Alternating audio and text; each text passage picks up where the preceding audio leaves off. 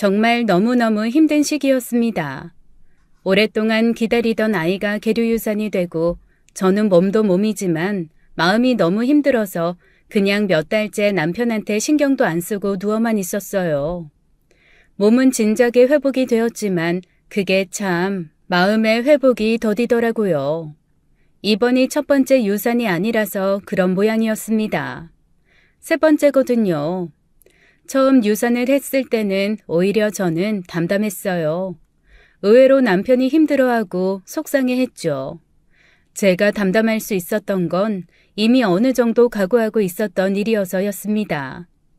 왜냐하면 주변에서 첫 아이는 유산도 잘 되고 원래 한 번에 아이가 착상하는 게 어렵다는 얘기를 듣곤 했었거든요. 그래서 저도 첫 아이는 한 번 그래도 나한테 슬쩍 왔다가 가주었구나, 조만간 또 찾아오겠지라며 비교적 쉽게 잊을 수 있었습니다. 두 번째는 조금 힘들더라고요. 왜냐하면 두 번째 아이는 그래도 임신 기간이 첫 번째 아이보다 조금 더 오래 유지되었기 때문입니다. 정말 임신이다 생각해서 양쪽 집 부모님한테까지도 얘기도 드렸었어요. 첫 번째 아이 때는 임신한 것도 유산한 것도 말씀을 안 드렸지만 두 번째는 말씀을 드렸는데 글쎄 말씀드리고 며칠 지나지 않아 또 유산이 돼버리고 말았습니다. 앞으로 계속 아이를 잘 가질 수 있을까 걱정이 좀 되더라고요. 그런데 제 걱정을 듣기라도 한 듯 얼마 되지 않아 세 번째 아이가 생겼는데 세 번째 아이도 꽤 오랫동안 제 뱃속에 있었어요. 그래서 역시나 양쪽 집 부모님께 다 말씀을 드렸는데 그러고 나서 또 얼마 되지 않아 유산이 돼버린 거였어요. 제가 아이를 끝까지 품고 있지 못하나 저희 부부에겐 아이라는 존재가 과분한 건가 정말 오만 생각이 다 들면서 그동안 쌓여왔던 스트레스가 한꺼번에 터진 듯 했습니다. 몸도 몸이지만 심정적으로 너무 힘들고 우울해서 이겨나기가 힘들더라고요.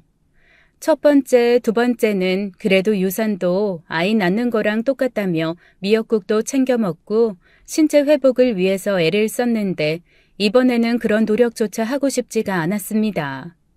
그래서 그냥 입을 뒤집어 쓰고 계속 누워있기만 한 거였죠. 처음에는 일어나서 밥이라도 좀 먹어야 되지 않겠냐, 그래도 좀 기운을 차려봐야지 않겠냐라고 하던 남편도 제가 대답도 없이 등 돌리고 누워만 있으니 지친 듯 했습니다. 어느 순간부터 더 이상 저한테 말을 걸지 않더라고요. 그런데 참 이상하죠. 말을 걸면 말을 거는 대로 짜증이 나더니 말을 안 거니까 또 안 거는 대로 서운한 겁니다. 저도 제 마음을 모르겠던 그때 저를 일으켜 세운 건 친구한테서 온 한 장의 사진이었어요. 제가 세 번째 유산을 하고 2달 반쯤 지났을 때였습니다. 그날도 그냥 남편이 출근했나 보다 그런가 보다 하고 누워있는데 갑자기 친구한테 문자가 하나 오더라고요. 처음엔 귀찮아서 띵동 소리만 듣고도 무시했는데 계속 띵동 띵동 문자가 울리는 겁니다. 대체 왜 이러나 싶어 힘든 몸을 일으켜 문자를 보는 순간 저는 충격에 휩싸여 아무 말도 할 수가 없었어요. 친구는 딱 한마디 "이거 네 남편 아니야?" 라는 글과 함께 여러 장의 사진을 저한테 보냈더라고요. 그 사진은 누가 봐도 제 남편이 분명한 남자가 찍혀 있었습니다. 문제는 그 사진이 찍힌 장소였죠. 여자들이 나오는 술집이더라고요. 그 술집 안으로 정말 급하게 들어가는 제 남편의 모습이 아주 여러 장 찍혀 있었습니다. 뭐가 그렇게 다급하고 황급한지 표정이 아주 간절함이 묻어나 있더라고요. 마치 "지금 이 문을 열어주지 않으면 나는 이 앞에서 할복하겠소라는 대사가 어울릴 듯한 아주 애절하고 간절한 표정이었습니다. 친구한테 바로 전화를 했어요. "여기 어디야?" 너희 집에서 건널목 건너 조금만 걸어가면 큰 마켓 하나 있지? 그 마켓 뒤쪽에 있는 술집이야. 야, 너 알고 있었어? 아니, 몰랐지. 거기 술집이 있다는 것도 너 때문에 알았다. 여기 술집이랑 모텔 완전 몰려있잖아. 너 앞에 있는 마켓만 다녔구나? 끊어. 네 남편도 참 너무한다. 너 그러고 있는데. 끊자고. 제가 더 충격적이었던 것은 그 술집이 남편 회사 근처도 아닌 저희 집 근처라는 사실이었습니다. 아니 어쨌거나 사람이 양심이 있고 상도덕이 있지 어쩌면 그렇게 뻔뻔하게 집 앞에 술집을, 그것도 여자들 나오는 걸로 유명한 집을 다니는 걸까요? 몇 달 만에 처음으로 침대에서 일어날 에너지가 생겼습니다. 바로 친구가 사진을 찍었다는 그 술집으로 갔죠. 그 앞에는 문구조차 민망한 온갖 미사여구들이 가득한 간판이 붙어 있더라고요. 예쁘고 늘씬한 여자들이 많다나요? 그리고 항상 당신의 마음을 위로해줄 사람들이 대기하고 있다나요? 제 남편이 이런 곳을 드나든다는 것도 충격이었지만 그 시기가 제가 아이를 잃고 모든 희망을 상실한 채 누워있는 지금이라는 게 더 충격이었습니다. 그 순간 오만 생각이 다 밀려 들어오더라고요. 혹시 아이를 원한 건 나뿐이었던 걸까? 남편은 원하지도 않는 아이, 이렇게 된 거 차라리 잘 됐다고 생각하는 게 아닐까? 대체 나는 무엇을 위해 이렇게까지 열심히 노력하며 살고 있는가? 정말 오만 생각이 제 머릿속을 휘감았습니다. 그렇게 갖은 생각을 하며 멍하게 술집 앞에 서 있는데 그 안에서 여자들이 우르르 나오더라고요. 출근을 하는 건지 퇴근을 하는 건지는 모르겠지만 하나같이 길고 늘씬하고 너무 예쁜 여자들이었습니다. 술 냄새가 가려질 정도로 진한 향수 냄새가 확 끼쳐오는데 저 여자들 중 하나가 남편과 같이 있었을 수도 있다는 생각을 하니 갑자기 분노가 치밀어 올라왔어요. 그런데 참 희한하죠. 누군가의 위로로 제가 회복할 줄 알았더니 누군가에 대한 분노가 저를 더 힘나게 하더라고요. 어떤 방법을 쓰건 간에 제 삶을 찾고 생활을 찾아서 남편을 한 방 먹여야겠다는 생각만 드는 겁니다. 그날 저는 진짜 오랜만에 동네에서 제일 비싼 삼계탕집에 들어가 그 중에 제일 비싼 메뉴를 시켜서 한 그릇을 뚝딱 먹어치웠어요. 같이 주는 인삼주까지 야무지게 먹고 집에 들어왔죠. 그리고 집에 들어와서 그동안 방치했던 살림살이 싹 걷어치우고 미친 듯이 청소를 하기 시작했습니다. 냉장고도 싹 비우고 소파까지 드러내서 아래를 청소한 후 집안 구조도 다 바꾸었어요. 퇴근한 남편이 집에 들어오다 말고 혼자 너무 당황해서 저를 멍하니 바라보고 있더라고요. 당신 이제 기운 차린 거야? 저한테 기운 차렸냐고 묻는 그 입조차 가증스러워 대답도 하기 싫었지만 일단 지금은 제가 제 삶을 회복하는 게 먼저라는 생각이 들었습니다. 고개를 끄덕였죠. 언제까지 누워있을 순 없으니까. 나도 이제 제정신 차려야지. 바보같이 살 수는 없잖아. 아이고, 아이를 잃은 게 왜 바보 같은 짓이야. 그런 생각 말라니까. 그리고 아이는 우리한테 또 찾아올 거야.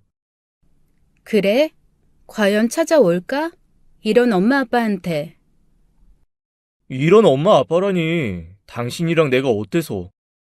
아니, 그냥 문득 아이가 우리를 부모로서 좋아할까 싶은 생각이 들어서. 아니야, 신경 쓰지 마. 아직 내가 기분이 다 회복되지 않아서 그런가 봐. 저로서는 뼈 있는 말이었지만 남편은 그냥 아무런 대답을 하지 않더라고요. 아마 제가 아직도 마음이 좋지 않아 가시돋친 말을 한다고 생각하겠죠. 피하는 게 상책이라고 판단했는지 조용히 옷을 갈아입고 제가 청소하는 걸 돕더라고요. 제 진심은 아이가 잘못되어서 아내가 누워있는데 술집 쫓아다니는 그런 아빠 아래서 아이가 태어나고 싶겠냐라는 뜻이었는데 말입니다. 그 멍청한 남자는 제 말의 뜻을 알아듣지 못하더라고요. 오히려 저를 걱정한 친구들한테서 엄청나게 문자가 날아왔습니다. 괜찮냐서부터 시작해서 저한테 그 사진을 보낸 친구를 비난하는 아이들도 있더라고요. 몸도 힘들어서 누워있는 애한테 뭐하러 그런 걸 보냈냐라고 말이죠. 그 문자가 저를 더 비참하게 하고 더 화가 나게 했습니다. 다른 친구들에게 나발을 분 애도 미웠고 그걸 빌미로 저한테 이런저런 위로를 건네는 것도 솔직히 좀 가짠게 느껴졌어요. 안 그래도 다들 미혼인데 저 혼자 결혼하고 애매한 벽이 있는 것 같다는 생각을 했는데 이런 상황이 되니 그 벽이 더 확 느껴지더라고요. 그래서 제가 친구들한테 그랬습니다. 아니야, 오해였어. 그냥 거기서 회사 상사가 서류 좀 받으러 오라고 해서 그런 거더라고. 아, 정말? 예, 너무 다행이다. 그래, 그런 건 그냥 꽁하지 말고 바로 말하고 푸는 게 좋아. 잘했네. 우리는 또 네 성격대로 꽁하게 마음에 담아두고 말 안 하고 고민할까 봐. 잘했어, 잘했어. 나 이제 그렇게 혼자 마음에 담아두지 않아. 근데 너희 나랑 같이 좀 놀아주지 않을래? 나 몇 달을 집에만 틀어박혀서 숨만 쉬었더니 너무 답답하다. 좀 놀자, 어? 친구들은 어떡하든 저를 위로할 구실이 생기니 얼른 날부터 잡자고 자기네들이 더 신이 나서 움직이기 시작했습니다. 제가 친구들한테 신나게 놀 수 있는 곳으로 가고 싶다고 했거든요. 너무 정적인 곳 말고 차라리 정신 빠지게 시끄러운 곳을 원한다고 말이죠. 자기네들만 믿으라는 친구들 말에 며칠간 설레면서 기다렸어요. 그로부터 며칠 후 저는 정말 화려한 옷을 입고 안 하던 액세서리도 듬뿍 달고 끼고 친구들을 만났습니다. 그리고 정말 십수년 만에 춤추는 나이트를 가게 되었어요. 제가 친구들 중에서는 조금 결혼을 일찍 한 편이라 다른 애들은 결혼한 애들이 아무도 없고 저만 결혼을 한 상태였거든요. 사실 남편을 두고 나이트클럽을 간다는 것 자체가 그동안은 조금 미안하고 마음에도 걸리는 일이어서 친구들이 가자고 꼬실 때마다 거절을 하곤 했습니다. 그런데 남편이 여자 나오는 술집 다니는 마당에 저라고 나이트클럽 가지 말라는 이유가 있겠어요? 그래서 그날은 제가 먼저 나이트클럽 가서 신나게 한번 춤춰보자고 친구들을 꼬셨습니다. 친구들은 제가 평소에 튕기다가 그렇게 먼저 얘기하니 자기네들끼리 이미 신이 났더라고요. 요즘엔 여기가 물이 좋다. 아니다, 거기보다 여기가 더 멋진 남자들이 많다. 어차피 눈욕이라도 할 거 멋진 남자들이 있는 곳으로 가자 등등 아주 갈 곳 고르는 데만도 한 세월이 걸렸습니다. 결국 비싼 곳으로 가서 제대로 놀자는 결론을 내면서 제가 마음먹었을 때 좋은 데 가야 한다고 저를 끌고 가더라고요. 저는 어디를 가든 상관은 없었어요. 그저 제 마음속에는 여자 나오는 술집 다니는 남편한테 제대로 복수하고 싶다는 그런 생각밖에 없었습니다. 그렇게 몇 년 만에 간 나이트클럽은 완전히 별천지더라고요. 사실 남편은 모르겠지만 결혼 전 저는 완전히 나이트 매니아였어요. 워낙 사람 만나는 것도 좋아하고 이 사람 저 사람이랑 이런저런 얘기하는 것도 좋아하거든요. 낯가림도 없고 활발한 편입니다. 그래서 나이트클럽 가서 이 사람 저 사람이랑 춤추면서 즐기고 다 같이 단체로 열맞춰 놀고 술 마시고 시끄럽게 떠들고 노는 거 너무너무 좋아했어요. 그랬던 제가 남편을 만나 친구들 중 가장 먼저 결혼한다고 했을 때 제 친구들이 하나같이 저를 보고서 걱정한 건 그거였습니다. 너 이제 나이트클럽 못 가서 어떡하냐? 그러게, 하루라도 나이트클럽 안 가면 입안에 가시가 돋치는 앤데. 나이트클럽도 못 가고 놀지도 못하고. 아이고, 좋은 시절 다 갔네. 무슨 소리야. 결혼해서도 충분히 놀 수 있어. 나 그런 사람 아니야. 친구들한테 당당하게 그렇게 얘기는 했지만 결혼하고 나서 나이트를 다닌다는 것 자체가 그다지 쉬운 건 아니더라고요. 게다가 저하고 남편 사실 스터디하면서 만났거든요. 제 남편 정말 유교 경전이 사람으로 변한다면 이런 모습이 아닐까 싶을 정도로 FM인 사람입니다. 아마 제가 나이트 죽순이었다는 사실을 알면 저랑 결혼 안 했을 수도 있어요. 왜 그런 데 가는지 모르겠다고 생각하는 사람일 테니깐요. 그런 모습을 감추고 결혼을 하니 사실 결혼 생활 내내 좀 속이 답답하긴 했습니다. 제가 노래방 가서 탬버린을 옆구리에 끼고 흔들기만 해도 대체 그런 건 어디서 배웠냐며 깜짝 놀라 포복절도하는 사람인데 제가 나이트클럽에서 휴지 머리에 두르고 살풀이 춤췄던 과거가 있는 사람이라는 걸 알면 아마 제 남편 기절할지도 모르겠어요. 어쨌건 결혼하고 나서 자의반 타의반으로 딱 끊었던 나이트클럽에 가서 리듬에 몸을 맡기고 있자니 정말 살 것 같더라고요. 너무너무나 행복했습니다. 정말 시끄럽고 모두가 취해서 흐느적거리는데 오히려 그렇게 정신없는 곳에 있다 보니 제가 생각했던 마음 아픈 상황들이 떠오르지 않는 신기한 경험을 하게 되었어요. 그래서 너무 신나서 약간 정줄을 놓았다고나 할까요? 신나게 흔들어대며 춤을 췄습니다. 친구들이 옆에서 너 좀 정신 차려라 이런 말을 하건 말건 흔들어 제끼기 시작했어요. 그리고 술도 엄청 마셨습니다. 오는 남자 막지 않고 부비부비 춤도 추고 러브샷을 대체 몇 잔을 마셨는지 모르겠어요.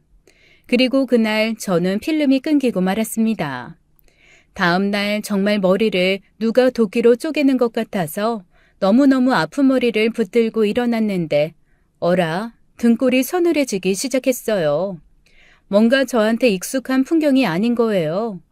이게 뭐지 하는 마음으로 주변을 찬찬히 둘러봤는데 아무리 둘러봐도 꼬집고 둘러봐도 눈을 감았다 뜨며 다시 한번 둘러봐도 저희 집이 아니었습니다. 구질구질한 커튼은 반쯤 열려 있었고 바닥에는 제 옷이 잔뜩 흐트러진 채 놓여 있었어요. 그나마 겉옷은 제대로 벗어둔 건지 어쩐 건지 한쪽 테이블에 걸쳐져 있었지만 속옷은 분명 집어 던진 게 분명했죠. 그 와중에 씻기까지 한 건지 화장은 깨끗하게 지워져 있었고 머리도 살짝 축축한 것이 분명 감기는 한 것 같았습니다. 그런데 결정적으로 아무것도 기억이 나지 않았어요.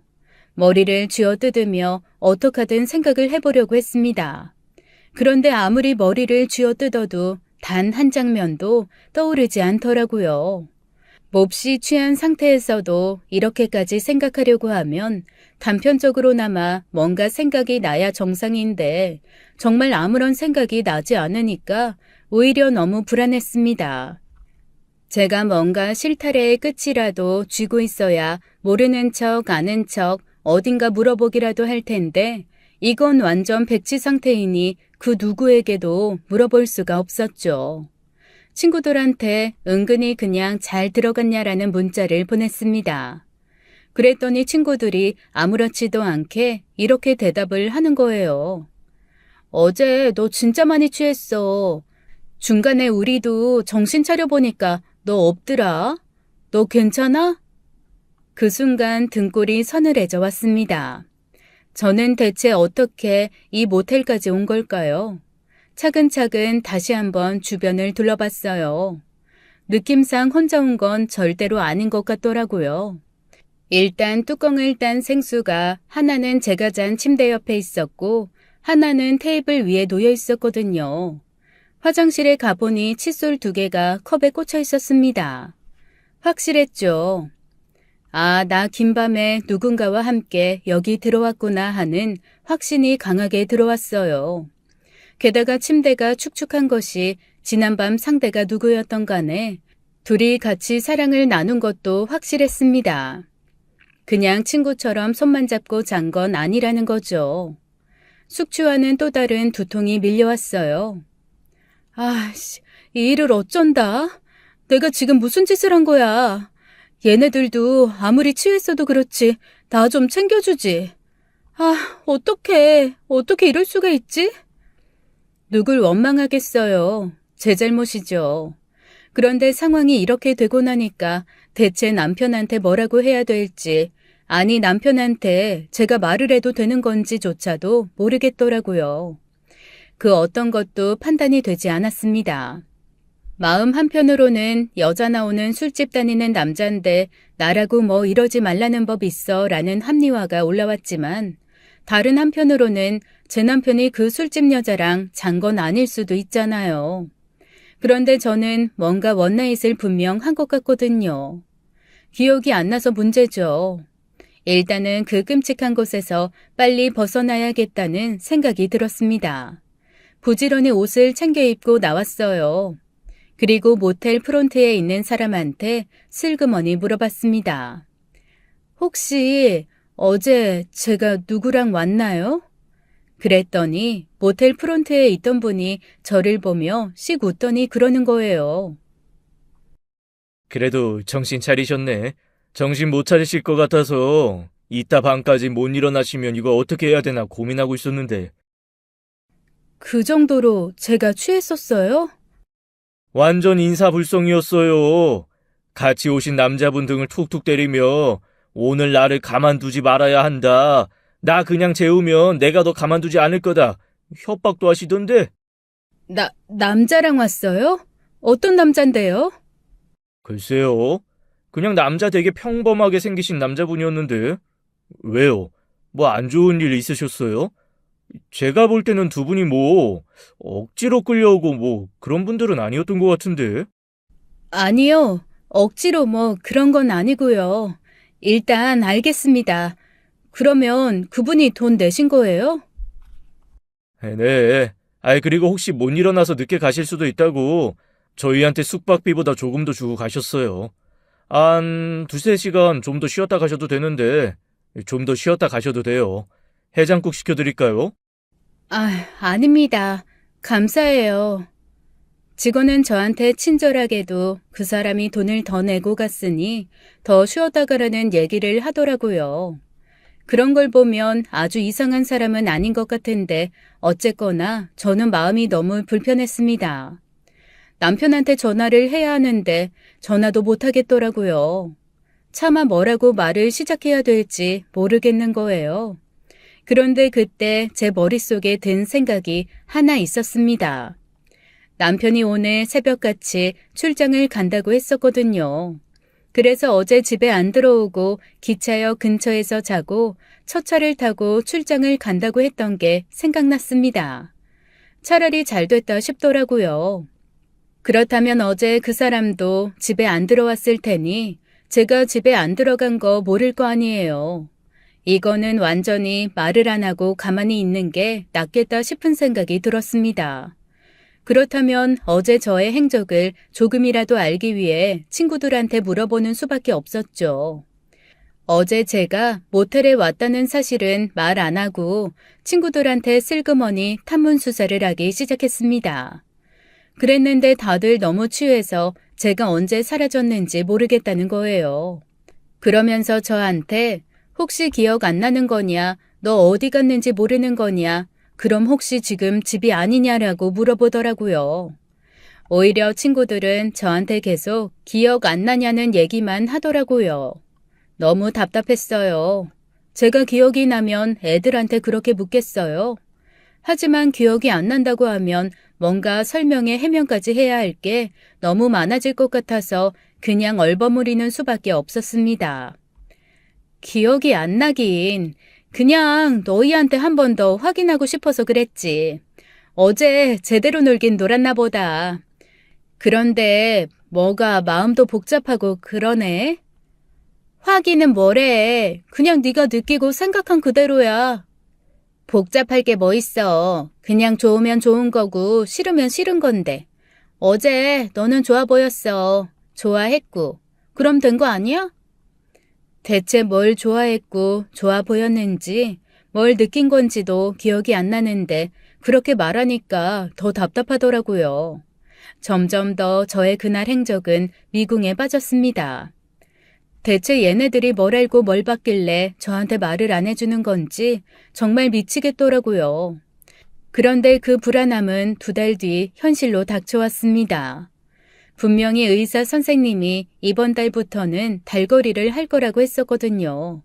그런데 달거리를 하지 않는 거예요.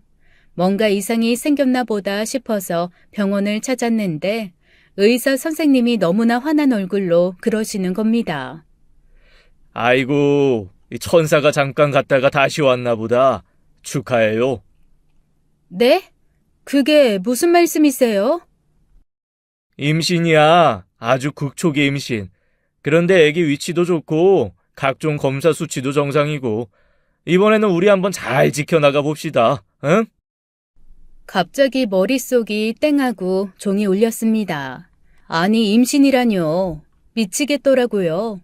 저 나이트 갔던 그날부터 남편과 잠자리도 거의 하지 않았거든요. 원래부터 남편과 잠자리를 그다지 즐기는 사람도 아니었는데 어쩐지 나이트에서 제가 다른 사람과 원나잇을 했다는 생각이 든 이후로는 뭔가 껄끄럽고 미안해서 애매해서 남편이 다가올 때마다 피하곤 했습니다. 남편도 우악스럽게 덤비거나 억지로 하는 그런 사람이 아니어서 제가 피하면 더 달려들거나 하지는 않았거든요. 그래서 잠자리라는 게 없다시피 했는데 덜컥 임신이라니 세상에 정신이 하나도 없었습니다. 보통 하늘을 봐야 별을 딴다고 하잖아요. 그런데 저는 하늘을 피해 다녔거든요. 대체 어떻게 별이 들어선 건지 알 수가 없더라고요. 그때부터 저의 고민은 시작되었습니다. 임신 사실을 대체 어떻게 알려야 하며 이 아이가 혹 당신의 아이가 아닐 수도 있다는 걸 남편이 알게 되면 어떡하지라는 생각에 너무너무 힘들더라고요. 그렇게 병원에서 심각하게 돌아온 날이었어요. 제가 미안한 마음에 평소와 달리 말도 좀 예쁘게 하고 애교도 부리니까 남편 마음이 말랑말랑해진 모양이더라고요. 남편이 슬그머니 저한테 다가오는 게 아니겠어요? 할 수 없다. 오늘은 정말 적극적으로 남편과 사랑에 임해야겠다라는 생각이 들었습니다. 극초기 임신이긴 했지만 이때쯤 임신 타이밍은 다들 잘 모른다고 하니 어떻게든 남편과 함께하는 시간을 만들어야겠다는 생각뿐이었어요. 그렇게 저희는 몇 달 만에 함께 잠자리를 하고 저는 그로부터 몇 주 뒤 남편에게 조심스레 임신 사실을 알렸습니다. 근데 정말 제가 미안해서 어쩔 줄을 모르겠는 게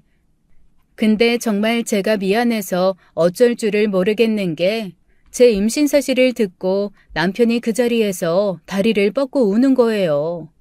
다 큰 남자가 그렇게 펑펑 울 수 있다는 것을 저는 처음 알았습니다. 고마워. 고마워, 자기야. 나 진짜 너무너무 아이 갖고 싶었어. 그런데 우리 아이 그렇게 하늘나라로 가고 당신 누워있는데 내가 너무 밉더라.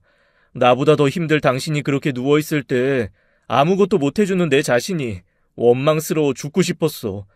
차라리 당신이 나한테 막 화를 내고 신경질 내고 짜증을 내줬으면 좋겠더라고. 그러면 내가 받아주면서 마음이 편했을 것 같은데 당신은 착하게도 혼자 누워서 끙끙 앓으며 이겨냈잖아. 그 마음이 가늠이 안 돼서 너무 미안하고 또 미안했어. 그런데 이렇게 또 임신 사실을 알려줘서 정말 너무 고맙다. 나 진짜 너무 행복하다. 그러면서 저를 안고 펑펑 우는데 저는 정말 미치는 줄 알았습니다.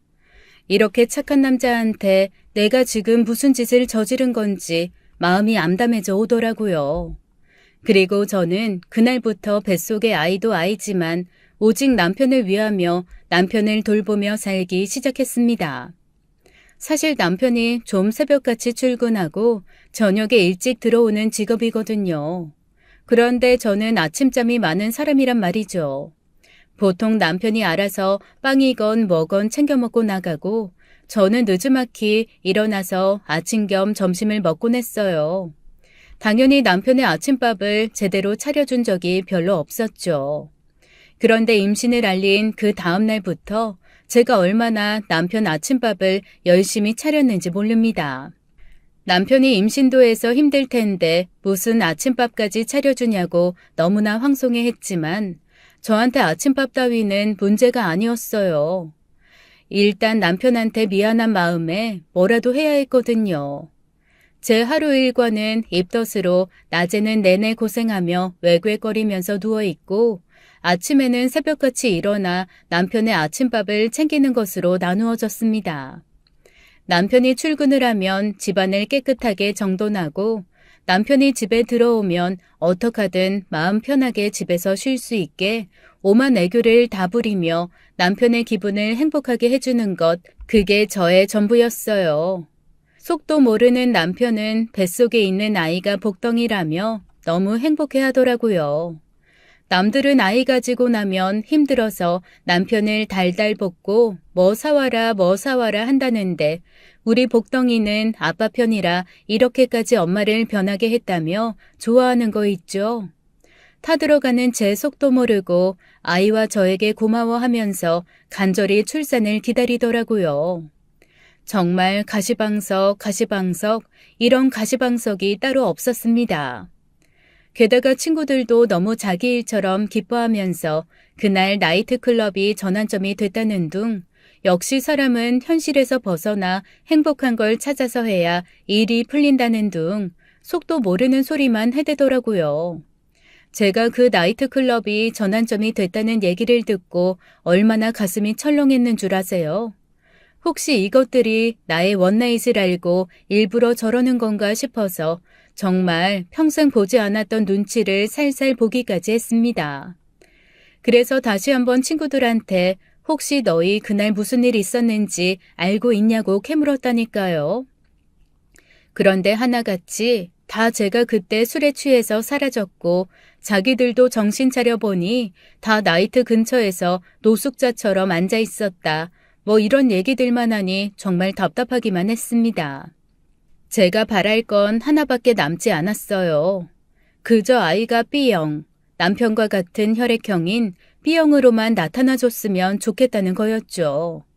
검사했는데 혈액형이 이상하면 그때부터 저의 지옥은 시작될 거니까요.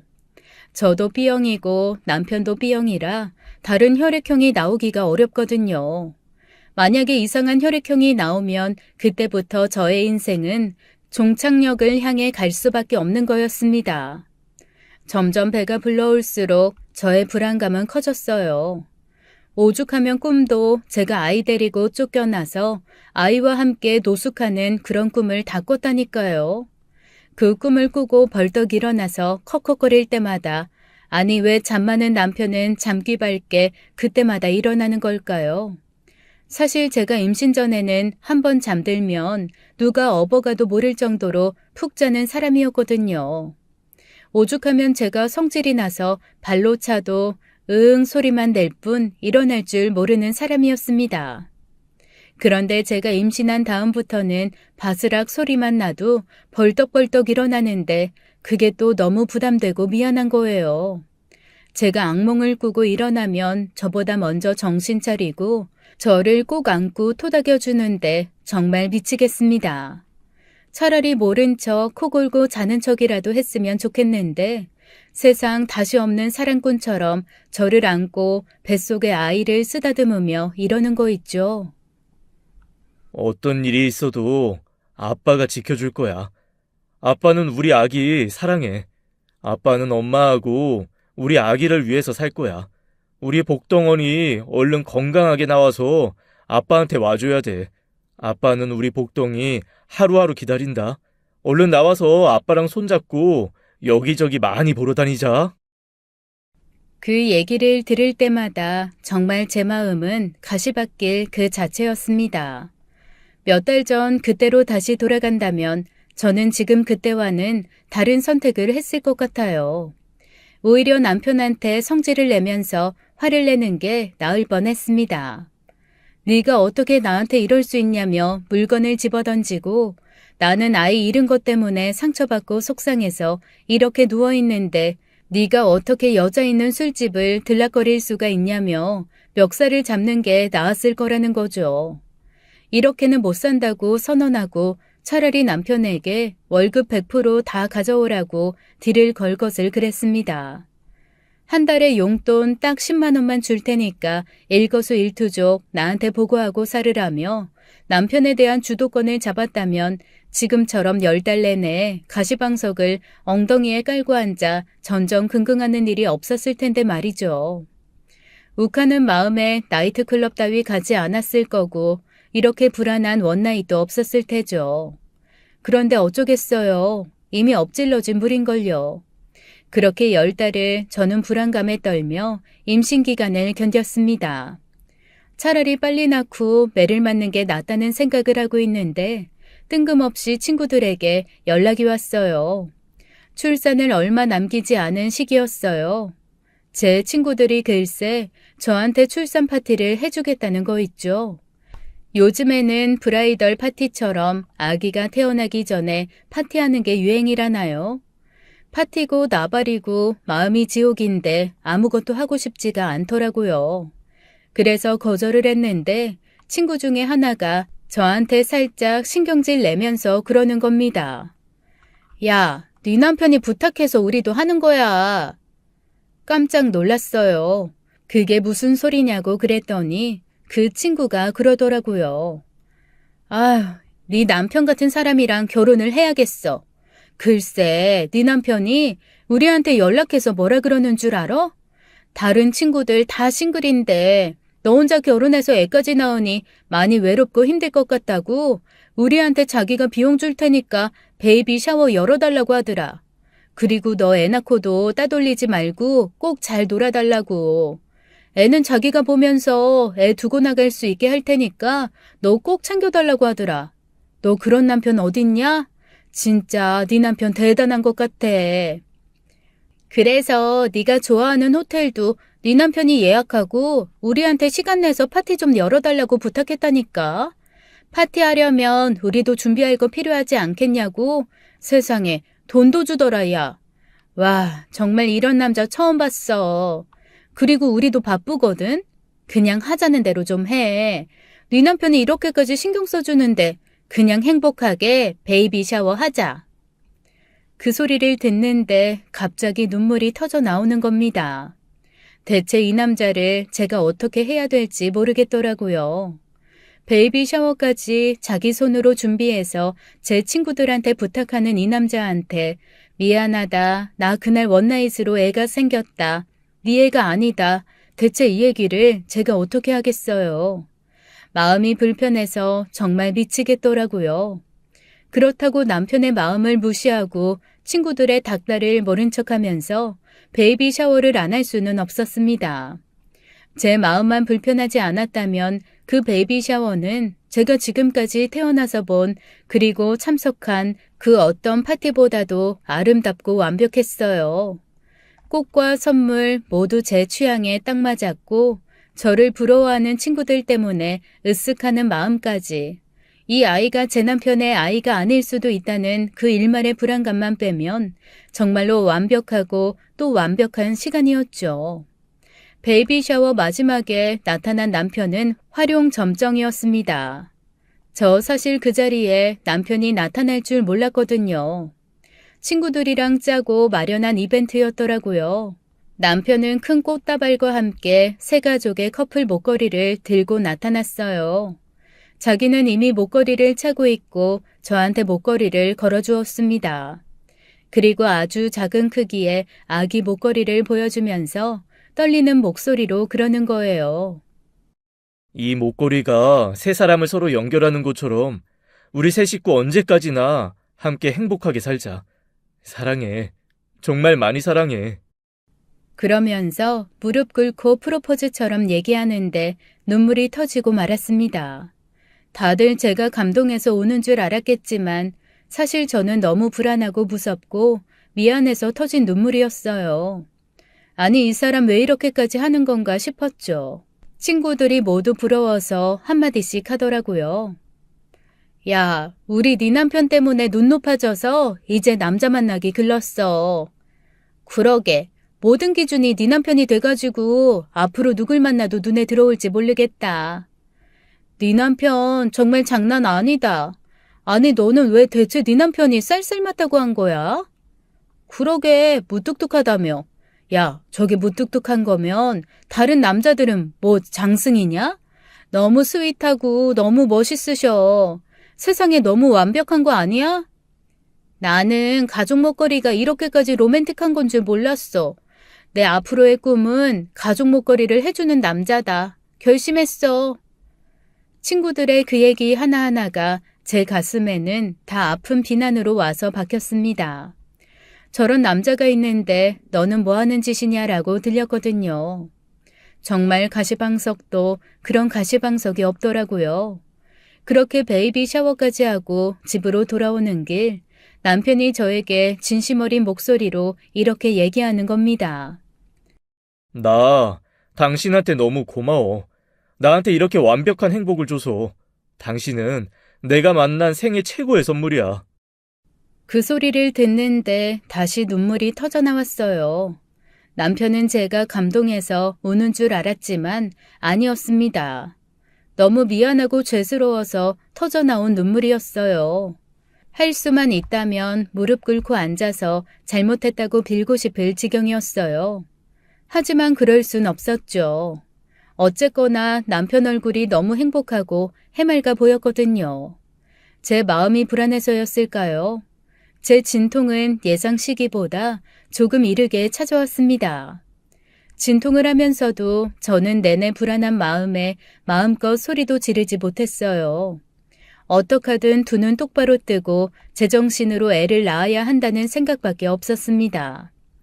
그리고 머릿속으로는 아이의 혈액형이 대체 언제 밝혀질지 그것만 신경이 쓰였죠. 그렇게 아이가 태어났습니다. 너무나 잘생기고 듬직한 아들이었어요. 그런데 아들 얼굴이 제가 그렇게 보고 싶어서 그런 건지 아니면 진짜인지 몰라도 남편과 꼭 닮은 겁니다. 일단 마음으로는 안심이 되었어요. 얼굴이 완전 다른 얼굴이 아니라 다행이다라는 생각이 제일 먼저 들었거든요. 남편 안 닮았으면 진짜 그것도 큰일 날 뻔했는데 말이죠. 저 솔직히 말하면 그것도 걱정이었거든요. 그날 나이트클럽에 외국인이 엄청 많이 있었습니다. 그리고 저도 술 먹고 외국인이랑 안 되는 영어로 혀짧게 이런저런 얘기를 나눴던 거는 기억이 나거든요. 그래서 혹시나 제 뱃속에 외국인 아이가 들어있으면 어떡하나라는 걱정도 안 한 건 아니에요. 딱 낳았는데 곱슬머리에 까만 피부면 어떡하나, 노란 머리에 파란 눈이면 어떡하나, 그게 너무 겁이 났습니다. 그런데 다행히 아이는 10발가락, 10손가락 다 가지고 있고 까만 머리, 까만 눈, 게다가 언뜻 보면 남편을 닮은 것도 같은 외모를 가지고 태어나 준 거죠. 일단은 너무 고맙더라고요. 그렇게 아이를 안고 어르고 아이의 혈액형 결과가 나오기만을 기다렸습니다. 그런데 놀랍게도 혈액형도 제가 원하는 대로 B형인 거예요. 일단 대놓고 의심받을 일은 없겠다 싶은 생각에 마음이 조금 편안해져 왔습니다. 그제야 아이의 얼굴도 제 눈에 들어오고 아이가 베네치 타는 것도 눈에 들어오더라고요. 남편은 이미 아이가 태어나자마자 아이와 사랑에 빠져 아들 바보, 아들 바보, 그런 아들 바보가 없게 절절매기 시작했어요. 조리원에서 마음도 추스리고 몸도 추스리고 앞으로 어떻게 해야 될지 생각도 좀 정리를 하고 태어난 후 몇 주가 지났을 무렵이었습니다. 아이 100일이 다가올 때쯤 친구들이 집으로 출산 선물을 가지고 찾아왔어요. 그리고 친구들이 아이를 보고 이구동성으로 얘기하더라고요. 세상에, 아빠 판박이다 얘. 그러게, 어쩜 이렇게 아빠랑 똑같이 생겼어? 야, 역시 그날 그 복분자가 일을 냈네, 일을 냈어. 맞아. 그 복분자 칵테일이 신의 한 수였어. 친구들의 말을 들으며 뭔가 의아한 생각이 들었습니다. 그래서 제가 그게 무슨 소리냐고 물었죠. 그게 무슨 소리야? 복분자 칵테일이라니. 그제야 친구들이 빙글빙글 웃으면서 저를 보고 얘기하더라고요. 이제 저기 선녀 날개옷 돌려줘도 되는 건가? 그러게, 우리 이제 그날의 진실을 한번 밝혀봐? 그게 무슨 소리냐니까? 그날의 진실이라니. 말도 마. 너 나이트 갔던 날 기억해? 야, 내가 그거 기억 안 난다고 너희한테 계속 무슨 일이냐고 물었잖아. 그날 너희 무슨 일이 있었는지 기억하는 거야? 친구들한테 들은 그날의 전말은 이랬습니다. 저 그 얘기 듣고 정말 팔다리에 힘이 풀려서 한동안 아무것도 하지 못했어요. 친구들의 말에 의하면 그날 저는 정말 술이 떡이 되게 취했다고 했습니다. 도저히 저를 어떻게 할 수가 없어서 자기네들도 취했겠다. 제 핸드폰으로 남편한테 전화를 걸었대요. 남편이 새벽에 출장을 가야 해서 기차역 옆에 자리 잡고 딱 자려던 참이었는데 친구들의 전화를 받고 허둥지둥 온 겁니다. 그나마 조금 덜 취했던 애가 저를 남편에게 넘기면서 이렇게 말했다고 하네요. 정말 죄송해요. 그런데 너무 우울해해서 저희가 그러면 나이트 클럽이라도 와서 춤추고 기분 풀자고 했거든요. 진짜 춤밖에 안 췄어요. 술만 먹고. 근데 이렇게까지 뻗을 줄은 몰랐어요. 저희도 좀 취한 상태라. 도대체 어떻게 해야 될지 몰라서 일단 전화드렸어요. 너무 죄송해요. 그랬더니 남편이 이렇게 말했다네요. 아니에요. 감사해요. 안 그래도 요즘에 너무 우울해해서 제가 어떻게 해줘야 될지 몰라 힘들어하고 있었는데 이렇게 해서라도 기분 풀었으니 다행이죠. 그런데 사실 이 사람이 요즘 저한테 좀 서운하고 화가 나 있는 상태라서요. 제가 오늘 데리러 왔다는 거 알면 엄청 자존심 상해하고 싫어할 거거든요. 죄송하지만 그냥 친구분들이 이 근처 호텔에 데려다 놓은 걸로 해주시면 안 될까요? 그거야 저희가 당연히 그렇게 해드리죠. 얘가 성격이 좀 이상한 데가 있어가지고 괜한 자존심 한 번씩 부릴 때가 있어요. 그냥 그러려니 하고 살아주세요. 그래도 우리 친구 잘 부탁드립니다. 아유, 무슨 소리예요. 아닙니다. 오늘 제가 와서 데리고 간 거 꼭 비밀로 해주세요. 저기요. 일단 오셨는데 그래도 급하게 오시느라 목도 마르고 그러실 텐데 이거 맛있어요. 이름하여 복분자 칵테일. 또 알아요? 이 복분자 칵테일이 힘을 딱 보태줄지. 그러니까 마셔봐요. 한 모금이라도. 잠시 망설이던 남편이 복분자 칵테일을 받아들고 단숨에 들이켰다고 하네요. 그리고 저를 업고 나이트클럽 밖으로 나갔다고 했습니다. 이후에 친구들은 혹시 저와 남편이 또 싸울까봐 그날 남편이 저를 데리고 간 걸 비밀로 했던 거였어요. 그래서 제가 집요하게 그날 무슨 일이 있었냐, 혹시 내가 언제 나갔는지 아냐라고 물어봤을 때 그렇게 다 같이 자기네들도 술에 취했다고 둘러댄 거였습니다. 끝까지 아무것도 보고 들은 게 없다고 시치미를 뚝 뗐던 거죠. 말 잘못했다가는 저희 부부가 또 싸우면서 사내 만회할 수도 있다라는 생각을 한 거였어요. 저의 불안함과 그들의 의리가 벌인 총극이었던 거죠. 어쨌건 남편은 저를 그 모텔로 데리고 갔고 그날 밤 저와 불타는 하룻밤을 보냈던 거였습니다. 나중에 친구들이 가고 나서 남편한테 그날 밤 일을 물었더니 남편이 몹시 아련한 눈빛으로 이러더라고요. 내 인생 최고의 밤이었어. 새벽에 당신을 두고 출장을 가야 되는데 나 정말 진지하게 그냥 이 자리에서 회사 사표 내고 당신과 한 번 더 사랑을 나눌까 고민했어. 이거는 그 정도의 가치가 있는 시간이라는 생각이 들 정도였어. 그럼 그날 모텔에서 나눈 사랑으로 우리 애가 생긴 거네? 나는 당연히 그런 거라고 알고 있었는데 그 이후에 우리가 한 적 별로 없잖아. 그럼 당신은 언제 생겼다고 생각했는데? 아이, 설마 그날 일이 기억이 안 나는 거야? 아니야. 기억나. 근데 오늘 친구들한테 들으면서 어떻게 모텔을 가게 됐는지까지는 기억이 안 났었는데 당신이 데리러 온 그 장면, 그 얘기 들었거든. 모텔 가서 당신이랑 사랑 나눈 건 기억나지? 그럴 수 있지. 당신 나이트에서는 완전 인사불성이었거든. 아, 맞다. 내가 샤워하고 나오니까 그때 약간 정신을 차린 것 같더라. 내 이름 부르고 너무 힘들다고 울고 나한테 당신이 사과도 하고 그때는 당신이 정신이 든 것 같았어. 정신이 들은 것 같다는 남편의 말을 들으면서도 저는 아무런 기억이 나지 않았습니다. 하지만 그건 정확했어요. 모텔에서 남편이 씻고 나왔을 때 제가 남편한테 미안하다고 하고 사랑한다고 했다는 것, 그래서 남편이 저를 안고 사랑을 나눴다는 것, 기억은 안 나지만 정말 다행인 짓을 제가 한 거였던 거죠. 만약에 그때 남편한테 다른 남자 이름을 불렀거나 다른 소리를 했으면 어땠을까 생각만 해도 모골이 송연했습니다. 뭔가 제 열달이 좀 억울해지더라고요. 그래서 좀 늦은 감이 없잖아 있지만 남편에게 술집에 대한 얘기를 한마디 해야겠다는 생각이 들었습니다. 나한테 고맙고 좋으면 앞으로 여자 있는 술집은 가지 마. 알았어? 여자 있는 술집? 나 그런데 안 다녀. 사람을 뭘로 보고. 거짓말하네, 이 사람이. 지금 눈 똑바로 뜨고 거짓말하는 거야? 아니야. 나 진짜로 그런 술집 안 가. 세상에서 제일 돈 아까운 게 그런 데 가서 돈 쓰는 건데 거기를 내가 왜 가? 야, 대체 무슨 근거로 사람을 잡는 거야? 남편에게 저는 사진 한 장을 내밀었습니다. 그리고 근엄하게 말을 했죠. 이거 내 친구가 당신이라고 찍어 보냈는데? 남편이 자세하게 들여다보더니 갑자기 포복절도를 하더라고요. 와, 사람들 진짜 무섭네. 야, 자, 이 사진 잘 봐. 확대해서 보면 여기 표시 하나 보여? 남편이 손을 짚은 곳에는 몹시 작은 파란 기둥, 빨간 기둥 표시가 하나 있었습니다.